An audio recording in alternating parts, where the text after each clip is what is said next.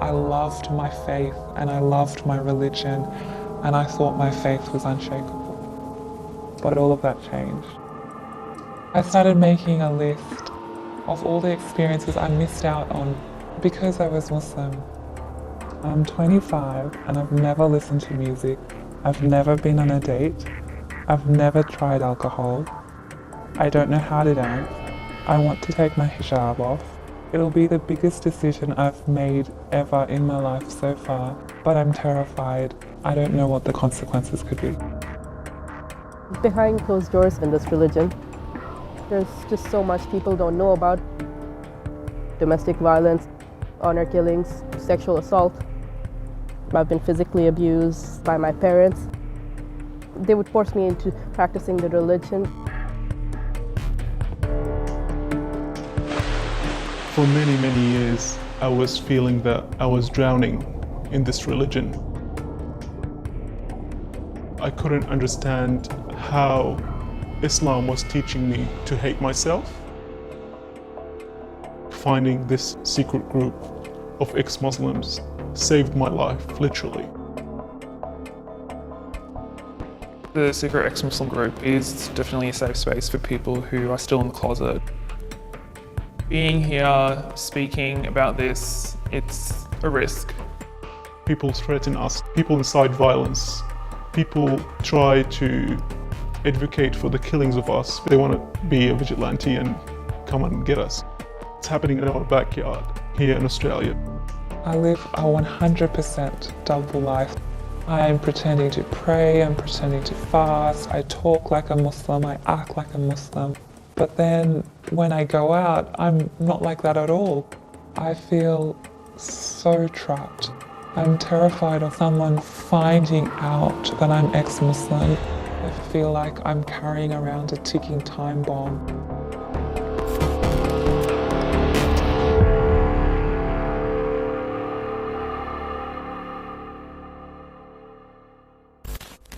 For so many years now, I'd heard whispers that there was a secret network of ex-Muslims living in Australia, and it stayed with me. I wanted to understand why it was so difficult to turn away from this religion. So I tried everything I knew, picked up the phone, called every contact I had, left messages on forums, went into the community, and nothing, literally nothing, until this. Hi Pat, I'm one of the admins of the underground ex-Muslim group. I wanted to organise a time to chat with you before we move forward. The message I received was from a young woman.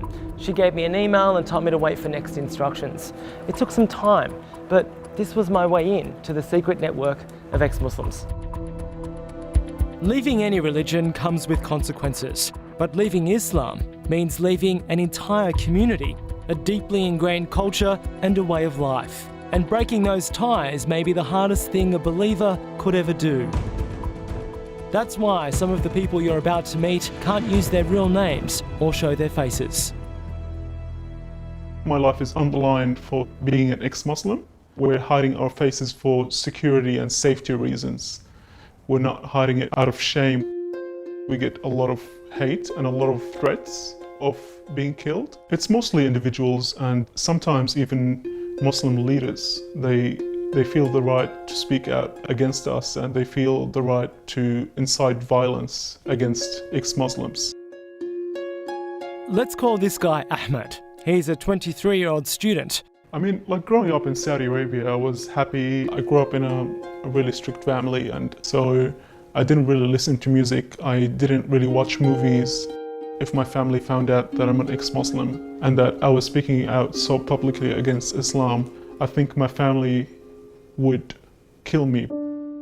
Rushdie is 22. She escaped her family in Pakistan in 2015. In the past 2 decades, there's been at least 68 recorded killings related to apostasy in Pakistan alone. Like Ahmed, Rushdie has never spoken publicly about leaving Islam until today. I realize that there are definite consequences, but I'm willing to take that risk. I faced immense cultural and religious pressure from my family to be Muslim. They would force me into practicing the religion. My life experiences have been pretty dark, gruesome. I had attempted suicide 4 times. reason I can't reveal my identity is because the broader community would 100% disown me. My personal community, my relatives, my family friends, my friends.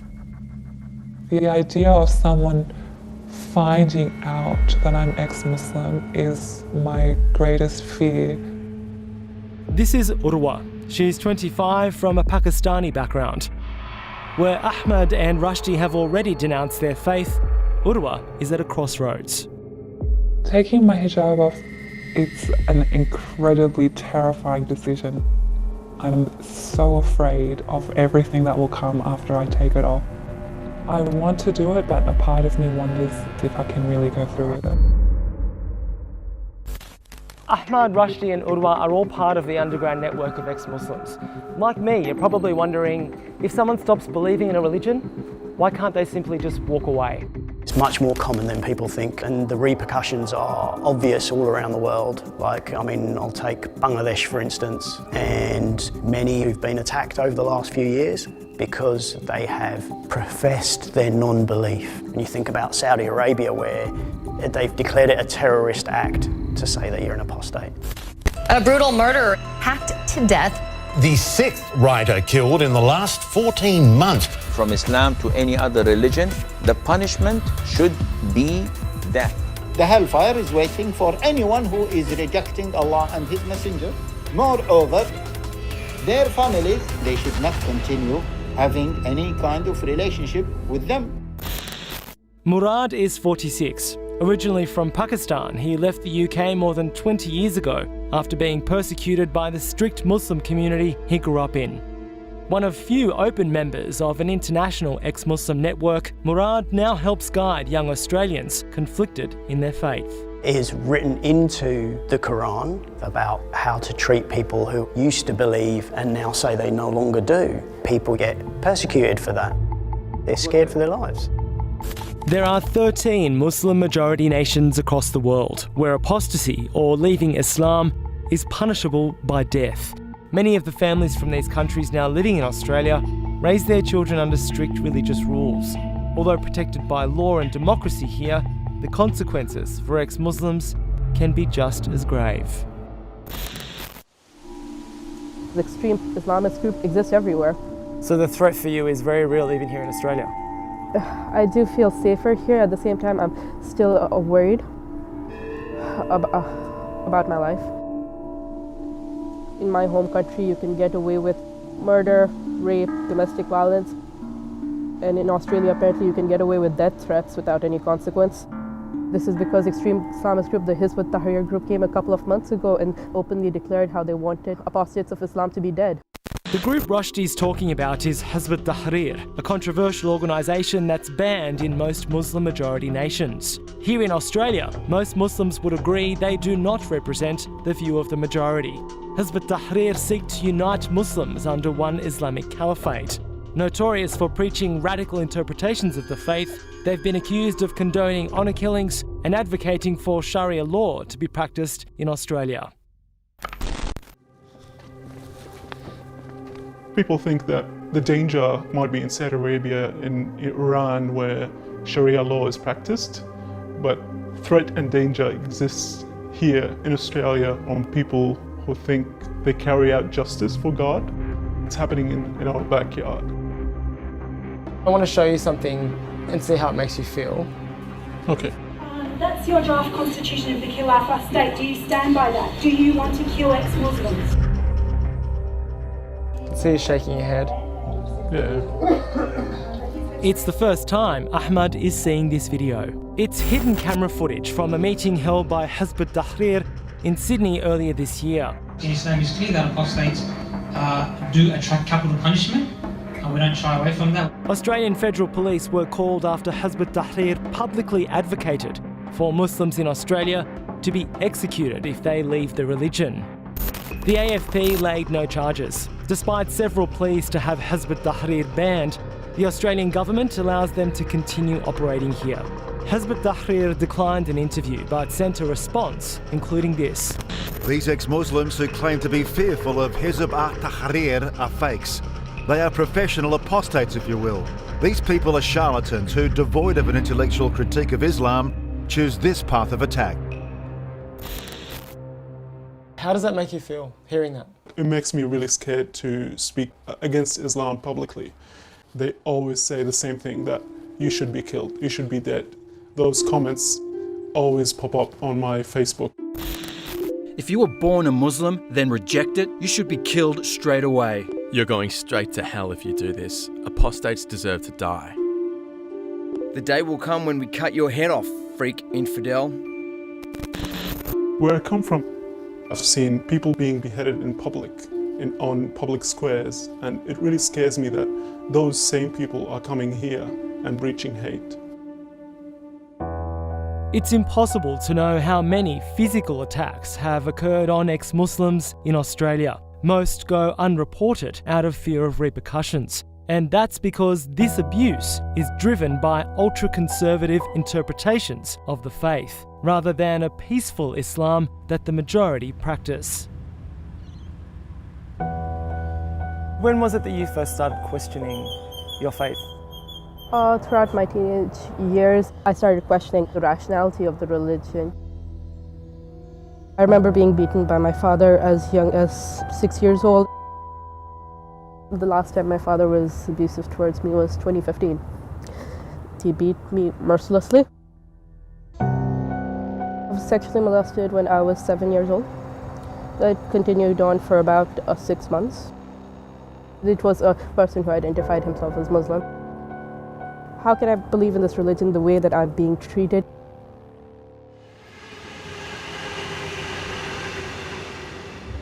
Islam condemns all sorts and all forms of abuse. So if someone is abusive, it's because of their character and their nature and who they are as a person. It's got nothing to do with Islam. I can understand how a young person who's trying to find themselves might mix those two things up and then have a bad taste in their mouth with regards to Islam because a Muslim person did that to them. Sheikh Haitham Farashi is an Australian imam and lawyer with thousands of followers. He's travelled to most Muslim-majority nations to work with other Islamic scholars. He also runs his own unique programs here for young Muslims struggling with their faith. Why do you think it is that so many young people are turning their back on Islam here? I think there's an epidemic going on of people not understanding their faith. Their parents, they're quite insular, they don't really understand Australia, they probably don't even understand the struggles their children are going through. So is what you're saying there that the experiences of some of these young people are because they've come from very conservative Muslim families? Definitely, I think it's coming from firstly a conservative Muslim family and secondly from a family that doesn't really understand Islam. And so whatever happened in their village and their town, they try and implement here in metropolitan Sydney in 2017, and it doesn't work. As a Muslim, we're all sinners, each of us sins in our own way. Some people smoke, some people do drugs, some people drink alcohol. There are Muslims who are feminists, there are gay Muslims. All sorts of Muslims, all types. Sheikh Haitham, are you aware that there is a secret group of ex-Muslims living all around Australia right now? I had no idea until you told me. You say that abuse is not something that Islam teaches. What I've read from the Quran, that is what it teaches. This is what happens when you rely on a book full of metaphors to define your whole life. That everybody will have a different meaning. Some will have quote-unquote a peaceful meaning, others will have quote-unquote a severe or violent meaning. When I came to Australia and could finally escape, I felt that I finally could go to a place to find help. That place was the clandestine Australian ex-Muslim network. Rushdie tells me she's been part of it now for almost 18 months. So how many members of the group are there? I don't think I'm allowed to disclose that information.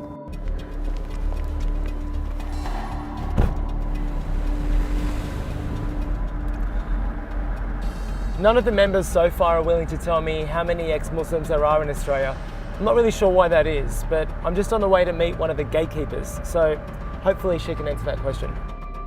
She's the woman who initially sent me that text message. Going by the alias of Awal, she's 24 and the online administrator of the secret network.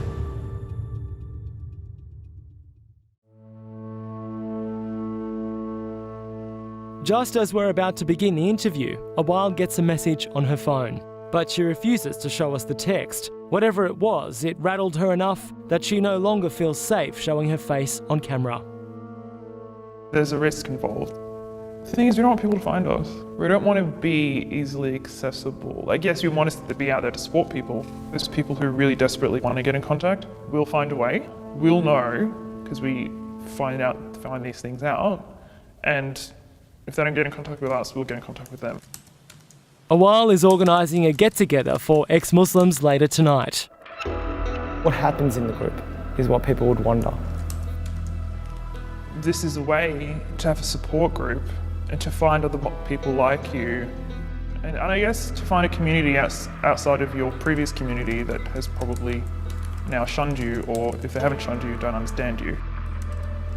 The group is definitely not a space where people can vent out their Islamophobia or their anti-Muslim bigotry or anything like that.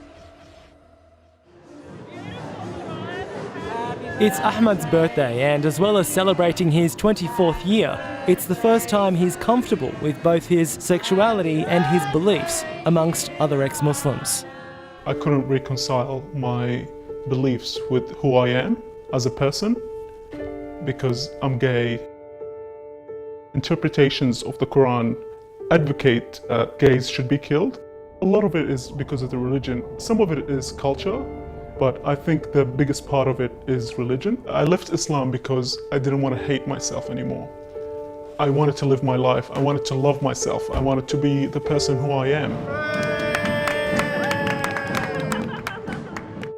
Us ex-Muslims exist in hundreds of numbers. People who are doctors, teachers, we're just like any other people.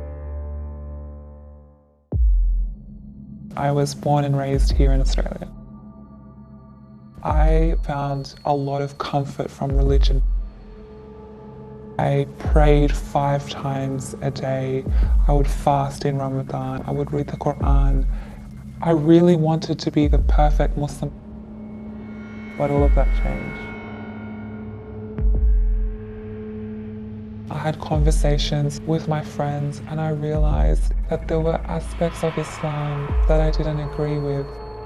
After a year of heavy doubt, heavy soul searching, it was like a switch just flipped and I realized my belief had gone. There are aspects of Islam that I do find beautiful, that do have intrinsic value, but I just don't believe that it is divine anymore.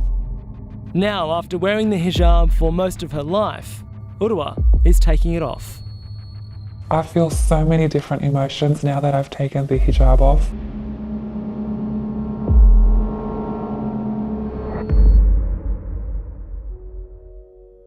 I still live at home with my Muslim family. They think that I've taken off the hijab because I was sick of Islamophobia on the streets. I was sick of the judgment. I'm terrified of the reactions of people in my Muslim community. I think the best case scenario is getting disowned. It might sound like I'm being a bit dramatic, but I wouldn't be surprised if the worst case scenario is getting murdered.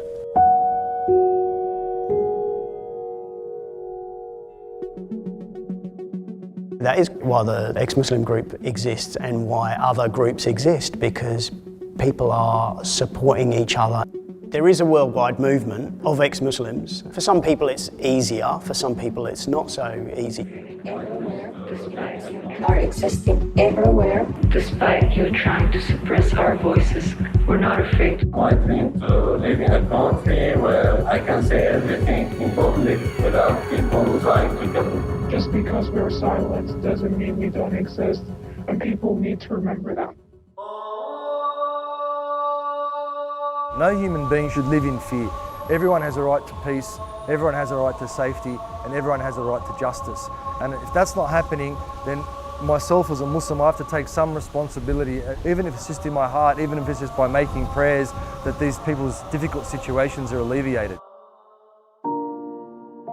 This needs to be normalised. Leaving religion, leaving Islam is a thing that happens all the time.